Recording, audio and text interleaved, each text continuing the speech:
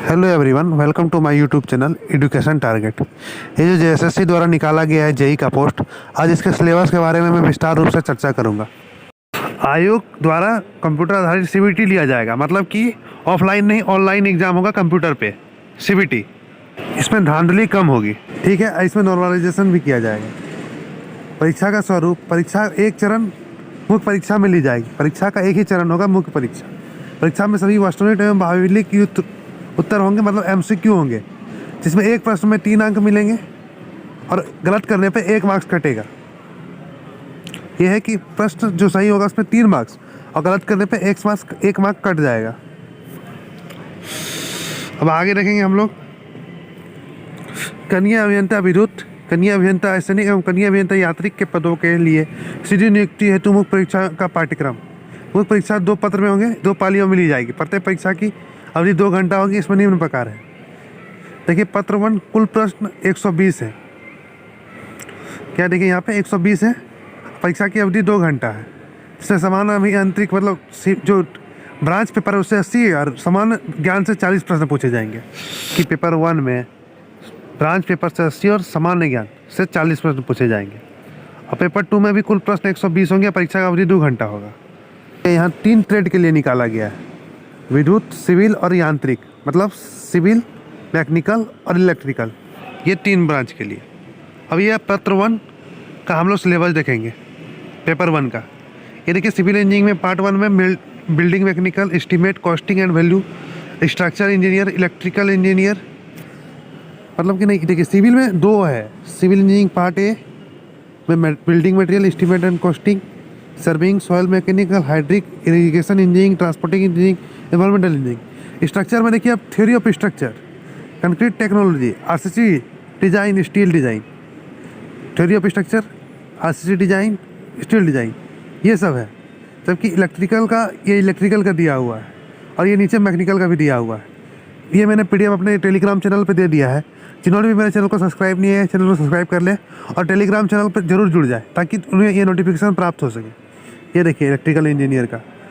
तो चलिए आगे हम लोग देख लेते हैं मैकेनिकल का पार्ट क्या रहेगा। मैकेनिकल में रहेगा थ्योरी ऑफ मशीन, ठीक है। ये देखिए सबके लिए कॉमन है, ध्यान रखें। यहाँ पे मैकेनिकल, इलेक्ट्रिकल, सिविल सबके लिए ये कॉमन रहेगा।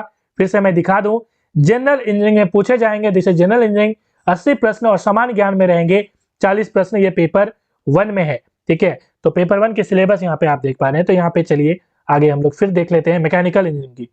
मैकेनिकल में थर्मल में बहुत ज्यादा सवाल आते हैं, देख लेते हैं सामान्य ज्ञान का सिलेबस। देखिए चलिए आगे हम लोग देख लेते हैं सामान्य ज्ञान के सिलेबस। सामान्य ज्ञान के सिलेबस में सबसे ज्यादा सवाल आपके पूछे जाएंगे खेल खिलाड़ी से, ठीक है। और यहाँ पे पुस्तक यदि किसी ने लिखी है, ठीक है, जो करंट में है वो करंट वाला पूछा जाता है। और करेंसी से सवाल तो जरूर पूछे जाते हैं, ठीक है। और अभी आपको पता है कि जो पुरस्कार दिए गए हैं उसको बहुत अच्छे से करिएगा। जैसे अभी जितने भी नोबेल पुरस्कार मिले हैं उसको अच्छे से करिएगा। मैं यहाँ पे कराऊंगा वो वीडियोस, ठीक है। उसके बाद पंचवर्षीय योजना से पूछे जाते हैं सवाल, ठीक है। और पंचायती राज से सवाल पूछे जाते हैं। 2001 में आया था एक पंचायती राज। तो मैं झारखंड जीके की जो वीडियोस बना रहा हूँ उसको ध्यान से देखिए। झारखंड जीके की वीडियोस जो बना रहा हूँ मैं, तो वहां पे भी आपको काफी समझ में आएगी चीजें कि किस तरह के सवाल झारखंड जीके में पूछे जाते हैं, ठीक है। इसके लिए आप ल्यूसेंट को फॉलो कर सकते हैं। कई लोग ल्यूसेंट को जो है नजरअंदाज करके चलते हैं, लेकिन वो बहुत ज्यादा इंपॉर्टेंट बुक है, आप यूज कर सकते हैं, ठीक है। तो झारखंड की सभ्यता की हम बात करें तो झारखंड से सवाल पूछे जाते हैं। किस तरह के सवाल पूछे जाते हैं ऑलरेडी मैंने कराया हुआ है, जाके आप देख सकते हैं वीडियो को। आगे हम लोग सामान्य विज्ञान की बात करें तो जनरल साइंस की यहाँ पे आपकी फिजिक्स, केमिस्ट्री, बायोलॉजी से सवाल पूछे जाएंगे। ल्यूसेंट बुक खरीद लीजिए, आपकी ऑब्जेक्टिव वाली भी, तो वो भी काम आएगी। सामान्य गणित आप किसी से भी कर सकते हैं। मानसिक क्षमता आप किसी भी बुक का यूज कर सकते हैं। कंप्यूटर के लिए भी आप किसी भी बुक का यूज कर सकते हैं। चलिए ये सिलेबस आपने देख ली। कुछ इस तरह के सवाल पूछे जाते हैं और बहुत इंपॉर्टेंट है। फिर से मैं दिखा देना चाहूंगा, ये इंपॉर्टेंट बहुत पोर्शन है, ठीक है। चलिए आगे हम लोग बात कर लेते हैं सिविल इंजीनियरिंग की। सिविल में अब देखिए पेपर 2 जो है ना, पेपर 2 में मैकेनिकल की अलग रहेगी 40, यहाँ पे मैकेनिकल की अलग सिलेबस, इलेक्ट्रिकल की अलग सिलेबस और यहाँ पे सिविल की अलग सिलेबस होगी, ठीक है। यहाँ पे हमने देखा था पेपर 2 में, फिर से दिखाना चाहूंगा यहाँ पे पेपर 2 में 120 प्रश्न रहेंगे, ठीक है।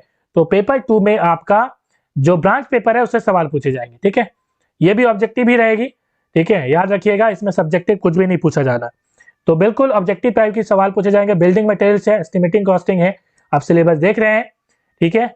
और इसकी पीडीएफ के लिए आप मेरी टेलीग्राम जो चैनल है जरूर ज्वाइन कर लें, ताकि आपको इसकी सिलेबस मिल जाए। आगे हम लोग सॉइल मैकेनिक्स की बात करेंगे। तो सॉइल मैकेनिक्स से सवाल आप देख रहे हैं इस तरह के रहेंगे, और इस आप यहाँ पे जो है सिलेबस देख पा रहे हैं स्क्रीन पे, ठीक है। तो कुछ इस तरह की रहेगी, इन्वायरमेंटल इंजीनियरिंग की, थ्योरी ऑफ स्ट्रक्चर की, ठीक है, और कंक्रीट टेक्नोलॉजी की, आरसीसी डिजाइन की, स्टील डिजाइन की। तो सवाल बहुत सिंपल रहते हैं, ठीक है। मैकेनिकल इंजीनियरिंग के सवाल यहाँ पे आप देख पा रहे हैं, कुछ सिलेबस कुछ इस तरह की रहेगी। यहाँ पे सबसे इंपॉर्टेंट सवाल पूछे जाते हैं, ठीक है। डिफ्लेक्शन और बीम के सवाल पूछे जाते हैं, मगर सिंपल सवाल पूछते हैं, ठीक है। मतलब बहुत आसान रहता है, बहुत टफ रहता नहीं है। उसके बाद थ्योरी ऑफ मशीन के सवाल आएंगे, मशीन डिजाइन के सवाल आप यहाँ पे देख पा रहे हैं कुछ। ये जो सिलेबस है यहाँ पे, थर्मल इंजीनियरिंग बहुत इंपॉर्टेंट है, इसको तो सबसे पहले कवर करिएगा, सबसे पहले आप इसी से स्टार्ट करिए, ठीक है। इलेक्ट्रिकल की यहाँ पे सिलेबस आप देख पा रहे हैं, और जो सूची है वो कैसी निर्धारित होगी। देखिए, आयोग द्वारा जो आयोजित मुख्य परीक्षा के उपरांत कंडिका 3 में अंकित पदों के लिए पत्र 1 और 2 के विषय के प्राप्तांक के योगफल के आधार पर सामान्य मेधा सूची यहाँ पे कॉमन जो मेरिट लिस्ट है वो तैयार की जाएगी, और मेधा सविकल्प के आधार पर कोटिवार रिक्त पदों की संख्या के अनुसार अभ्यर्थियों का चयन किया जाएगा। तो आप यहाँ बिल्कुल देख पा रहे हैं, पेपर 1 और पेपर 2 में जितनी भी आपकी मार्क्स आएगी, दोनों को मिलाकर यहाँ पे मेरिट बनने वाला है, ठीक है।